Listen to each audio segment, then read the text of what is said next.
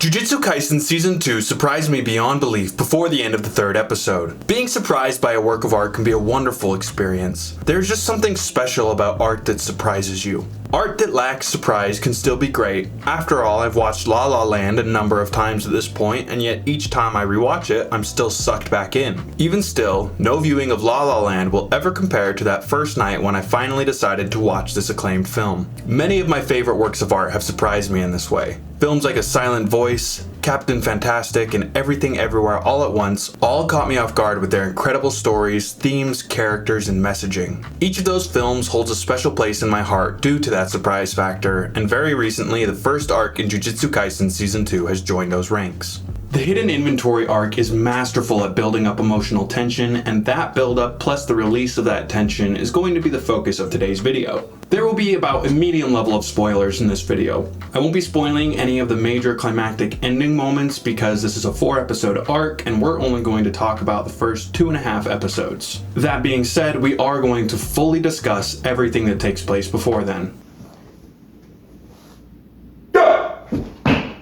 Initially, when I started up JJK Season 2, I was annoyed. Flashbacks? Really? I love Gojo, sure, but I was looking forward to getting back to the story that Season 1 had started building up. However, my annoyance quickly faded away. The first half of the first episode doesn't really matter much for my focus. It is a great start though. You just get to see a couple curses get taken care of, but the thing that stood out to me was the clear beauty of this anime. Even in these simple intro shots, this show looks damn good. MAPPA employees might not have seen their families in months, but we're eating good for it. Around halfway through the episode, we get to see some very familiar faces, most notably Satoru Gojo and Suguru Geto. The pair are currently students at Jujutsu High. The most notable thing here that I immediately noticed is the change in Gojo's attitude. In Season 1, Gojo has the energy of your single uncle who's always off 3 beers and a couple blinkers, but is always also a party. The man definitely gets serious when times call for it, but even in many serious scenarios, Gojo tends to act like he took a couple blinkers in the car. Here, as a high school student, he still has a lot of that same attitude and character, but there is a notable cockiness to that overall persona. Again, this is still there with his older self, but it only comes out when he's facing someone down in a battle. As a student though, it seeps through far more often. This is understandable though. He's a teenager with the most powerful cursed abilities that practically make him unbeatable. I think that power would go to all of our heads a little. The episode moved forward quickly, and soon we're getting the setup for Gojo and Geto's mission. Master Tengen is an ancient sorcerer who provides a lot of essential services to the Jujutsu organizations. The issue is, with his immortality technique, he's going to continuously grow so old until he eventually becomes something non-human and would become a possible threat to humanity. In order to prevent this, every 500 years, the Jujutsu sorcerers must locate the star plasma vessel and then assimilate it with Tengen himself to reset his curse technique. This helps prevent the disastrous consequences that would come if his technique was left unchecked. Gojo and Geto are tasked with protecting the star plasma vessel for a few days until it's time for the assimilation ceremony. The two make their way to the vessel's location and are quickly faced with some curse users from Group Q. The enemy curse users are taken care of pretty easily, but more importantly, we get to see what the other group is planning. The second group trying to stop Tengen from assimilating the vessel is a cult that worships him, and they want him to get to his higher form. So, the star religious group hires an assassin known as the Sorcerer Killer to kill the vessel. The assassin is a man named Toji Fushiguro who has a deep relationship with another character from Season 1, but we're not worried about this for my video. Get the fuck out of here, backstory and lore. I am not interested in your ass today. But you literally just texted me on Grindr. That's a nice backstory you have there. Mind if I get a handful? Post my clarity. Sorry. Episode 2 opens with the high schoolers tormenting the Group Q users, as well as a little more time with Toji and then the intro. The music for Season 2 definitely has a different vibe so far when compared to the first season, and there is a good reason for that. Between Season 1 and Season 2, 2 of the head composers left the team, leaving one guy left behind to do all of the music for Season 2. I personally have loved the change in musical style that has resulted from this. A lot of JJK's old musical vibe is definitely still there because after all, this composer did work on the other stuff as well, but now that he's alone, there's a lot more jazz, classical, or funky music mixed in. I've loved a lot of the score so far, and I'm super excited to hear more music as the season goes on. Take, for example, the first bar into the intro song.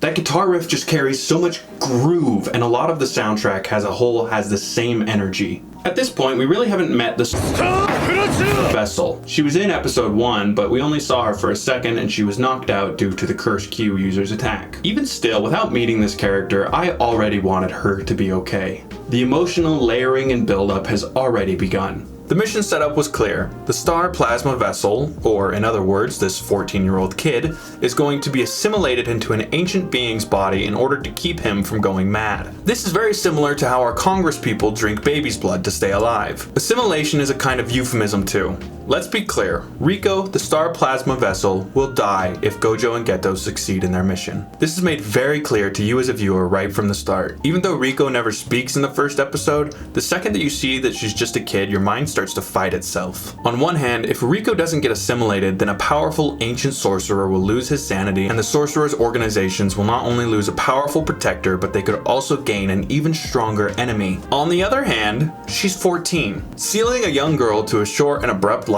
isn't a good thing either. This internal conflict proceeds to grow deeper and deeper as the arc moves forward, and it will heavily impact the emotional buildup taking place. That buildup is all thanks to the sorrow that simmers under the surface of this entire arc. Welcome to another episode of Cooking with Sweets. I have a very special dish for y'all today. It is called my Depression Special.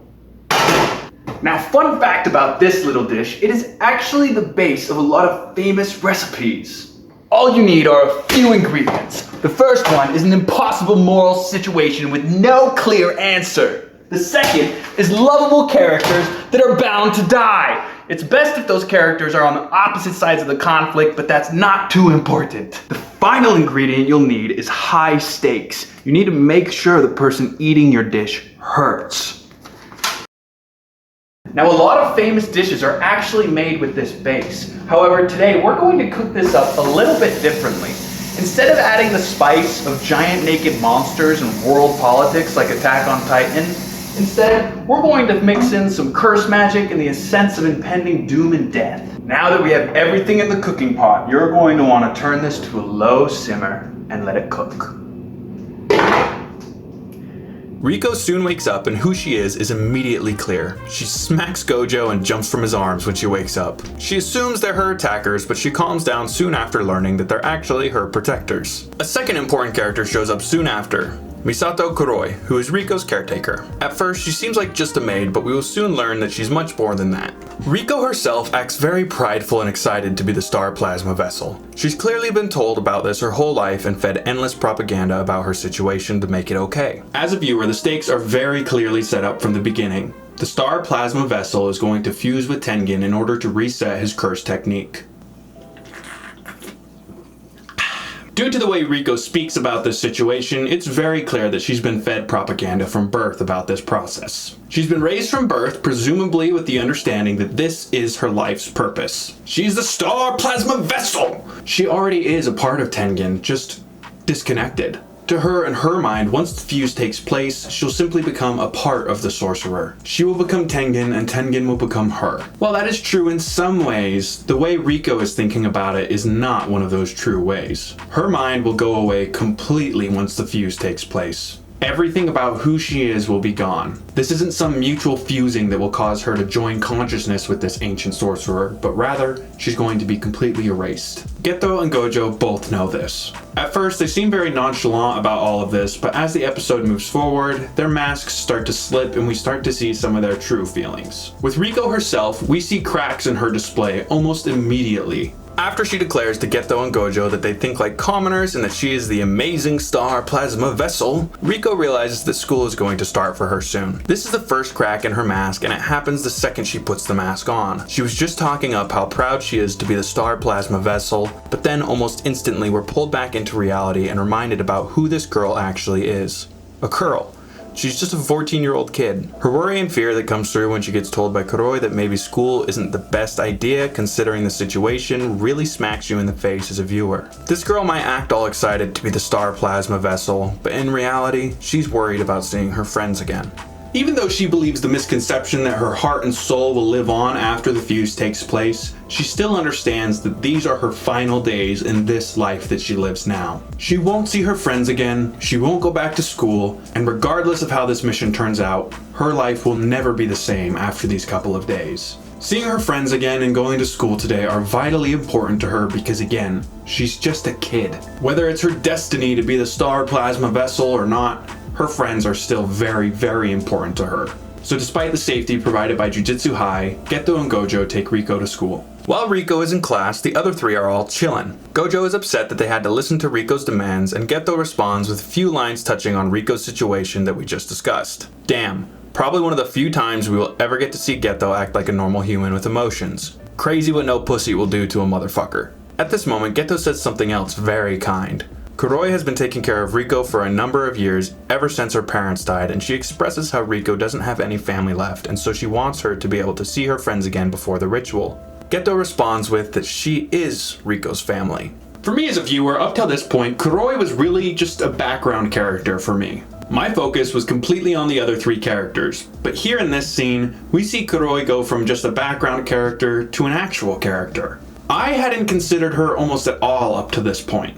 My mind was too caught up in thinking about the whole situation and how Riko might be feeling with it, but I didn't even think for a second how Riko's mother might feel about it. Yeah, Kuroi is not her biological mother, but like Geto says, she is her family. Found family is a very real thing, and so is adoption. For all practical purposes, Kuroi is Riko's mom. She's struggling to deal with all of these emotions herself. She understands the process and very likely knew from the beginning that this day was inevitable, but it doesn't make it any easier for her. You feel for her here too. You can feel her pain with the Riko situation, and you can feel how comforted she is when Geto says those kind words. Stop making me feel! With maybe one or two exceptions, Jujutsu Kaisen Season 2 has spent every scene adding and layering onto the characters and the story as a whole. I'm not going to go through every scene and point out what character detail is being set up in that scene, but you easily could. The scene we just discussed, for example, adds the emotional layer of Kuroi and her relationship and emotions with the Riko situation. It's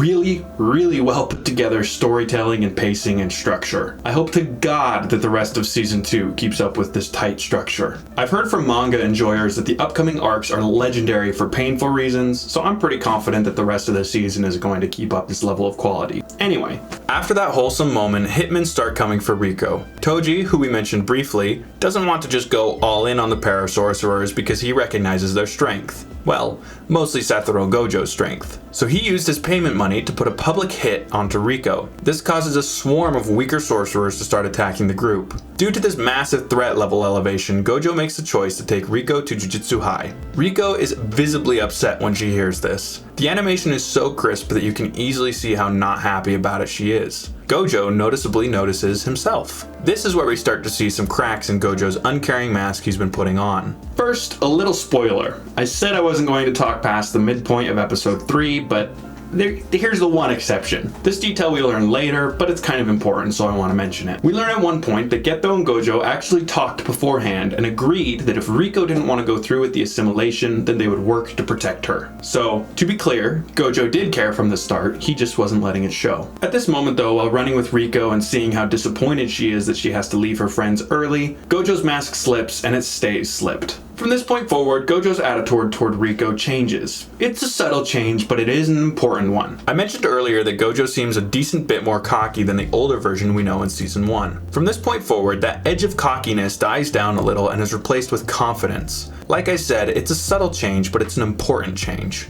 I think a great way to put what I'm trying to say is from this point forward, the energy between Gojo and Riko feels much more like the energy we get from Gojo and his students in Season 1. She is no longer a chore, but is now someone who he is in charge of protecting. He is still Gojo, of course, he flexes his power and teases people pretty frequently, but the air of cockiness is pretty much gone. After Gojo shows off and beats up some lesser sorcerers, the episode ends with Kuroi getting captured. While you sit and stew on that cliffhanger, you should take a second to subscribe. You've watched a good chunk of this video, and I do media analysis on tons of other things. For you, being that you're watching my JJK video, I would recommend checking out my Attack on Titan or My Hero Academia video after this one. You'll definitely want to subscribe because I have tons of great videos in the works coming down for you guys. Episode 3's opening stuck with me on my initial viewing. There's been some fish and ocean imagery throughout, but in this episode it starts to become much more in your face. The episode opens with Riko floating in the ocean while the currents and fish stream past her. To me, this symbolizes her mindset of being stuck and knowing that her life is going to end while everyone else moves on.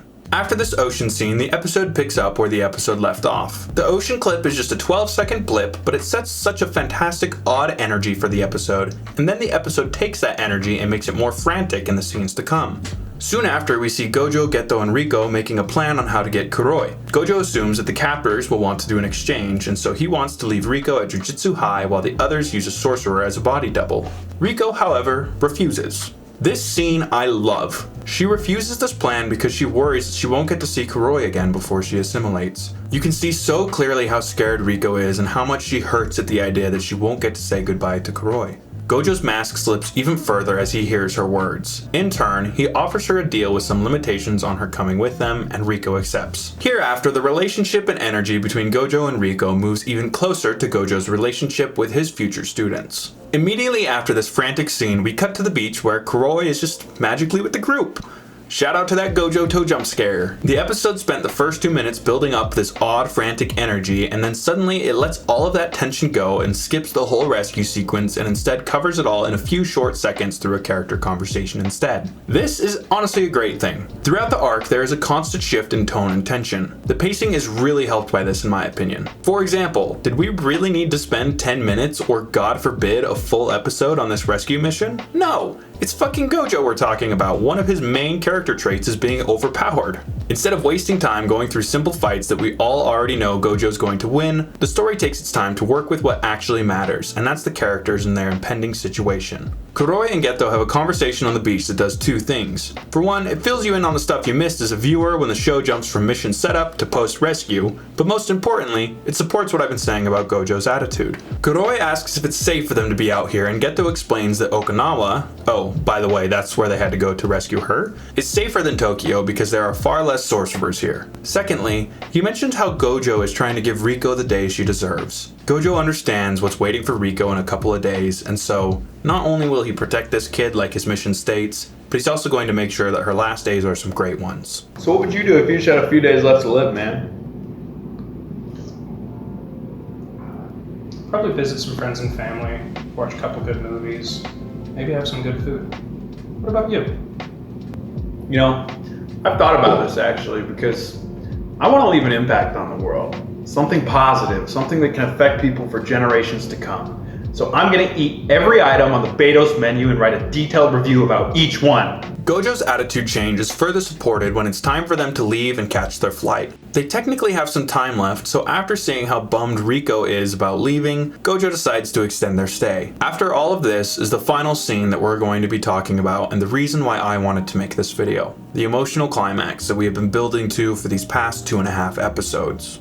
With 1 day left to live, the group goes out to enjoy the island. Most importantly, that beautiful piano begins. You as a viewer are blessed with an incredibly beautiful piano piece paired with a really sweet montage of the group's day. Up to this point, the anime has been taking its time to layer by layer, building up that emotional stress you feel as a viewer. To start, you were able to recognize the fucked up nature of infusing a living person into someone else. Then it got worse when you realized that vessel was a kid. And then from here, you saw how much her life and the people in it meant to her. If you're anything like me, you wanted Geto and Gojo to do something, do anything, stop this. There has to be a better way. It's not even a guarantee that Tengen will become an enemy once he loses his consciousness. It's just a possibility.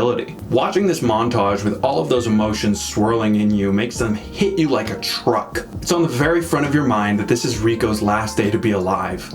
Tomorrow they go back to the high school and perform the ritual. The incredible piano piece and the beautiful imagery we see here as well helps to amplify those emotions even further. That being said, this isn't even the climax of the visual sequence. The group's day ends at an aquarium. I love aquariums and have for a long time. I even wanted to be a marine biologist in high school. Not only do I find them stunning and beautiful, but they've also provided a great sense of peace in my life. No matter how bad my day was, I could always recuperate by sitting by my tank and watching my fish swim. Funnily enough, this is actually what my outro song is about. Beyond my personal aquariums, I've gone to larger public aquariums by myself a number of times because I find it relaxing. I have numerous memories of just forgetting my problems while I stare into a fish tank. This moment at the aquarium struck a very personal chord with me. Riko's problems are far, far greater than any I have faced, but still she finds some temporary peace while just watching the fish swim. The ending frame of her in this sequence really shows this off. She's just standing there, staring into the aquarium and the peace it provides. The very ending frames of the montage are really important symbolism as well. We see the aquarium's exit sign and it flickers, signifying Riko's impending fusion with Tengen. At first, when I wanted to make this video, I thought I would really try to unravel the symbolism that's in this aquarium scene. I thought I might look into the fish represented and see what symbolism could be there, look into the author and his inspirations for this, but then I realized none of that mattered to me. My personal connection with this moment is what made me want to talk about this arc, not necessarily the author's inspirations or symbolism behind it. Art is subjective after all. I could very much just be projecting my feelings onto Riko in this scene. Maybe she just sits there and stares because she's consumed by fear about the upcoming ritual rather than finding peace in the aquarium. Or who knows, maybe all of those fish have a specific symbolism meant by the author, or just as likely, maybe this is just a beautiful sequence. With the exception of that sign flicker at the end. I know I'm right about that symbolism. My point is that this was a standout moment in the arc for me. Largely due to the personal connection I felt with Riko at the end there, but also largely thanks to that emotional layering and that subsequent explosion of emotion. The remaining episode and a half of this arc is also fantastic. But the emotional buildup and subsequent explosion of emotion is what I wanted to talk about in this video. I was not expecting this kind of emotional roller coaster from the first 3 episodes of a show. Typically shows start pretty slow, even on subsequent seasons. In Jujutsu Kaisen's case, it decided to open with a very surprising yet very welcome flashback arc. You would have never had me guessing that episode 3 would have me crying a little. I hope I was able to show you that through each scene, emotion is built up layer by layer throughout the first few episodes.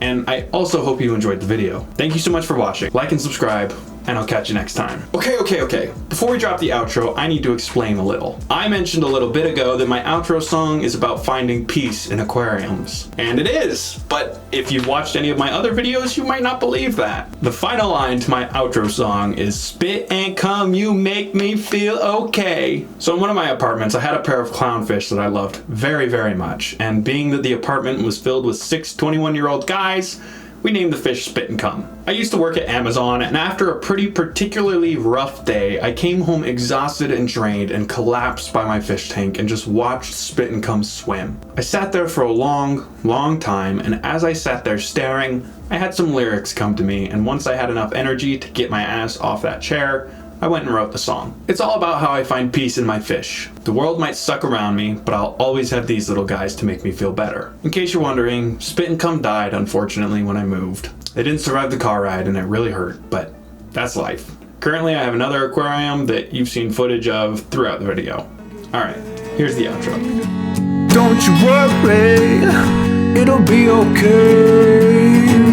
Don't you worry, spit and cum, you make my life okay.